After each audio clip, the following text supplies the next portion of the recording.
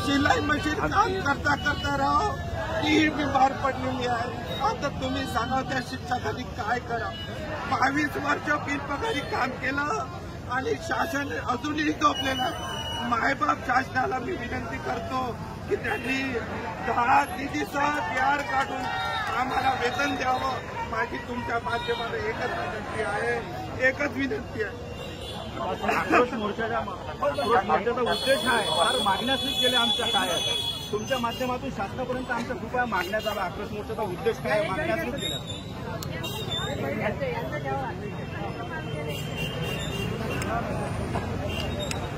आज अमरावती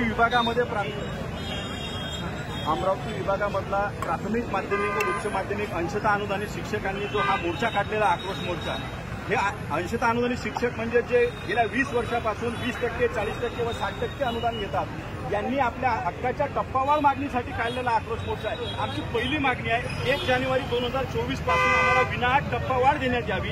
त्यानंतर त्रुटीपूर्तता केलेल्या शाळा कॉलेजांना समान टप्पा अनुदान देण्यात यावं।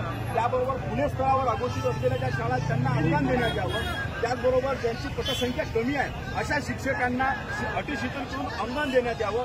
यासाठी गेल्या 1 महिन्यापासून महाराष्ट्रातल्या प्रत्येक जिल्हाधिकारी कार्यालयावर आम्ही धरणे आंदोलन, अलिनाथ आंदोलन, आमरण उपोषणे करत आहे। शासनाने 12 जुलै 2024ला माननीय शिक्षण मंत्री महोदयांनी सभागृहामध्ये घोषणा केली की आम्ही यांना जून 2024 ते डिसेंबर 2024 असा 6 महिन्याचा निर्णय डिसेंबरच्या अधिवेशनामध्ये यांचा टप्पावाढ करून देऊ।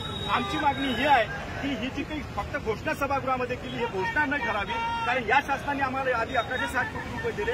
आता आमचा शासन आदेश काढावा व याच महिन्यामध्ये आम्हाला ऑगस्ट मीटिंग सप्टेंबर असं वेतन वितरणाचा आदेश द्यावा व गेल्या 20 वर्षापासून तोटक्या अंशतः अनुदानित 20%, 40%, 60% वेतनावर काम करणाऱ्या शिक्षकांना न्याय द्यावा, ही आमची तुमच्या माध्यमातून मागणी शासनाला विनंती आहे। त्यासाठी आजचा आमचा हा आक्रोश मोर्चा आम्ही काढला।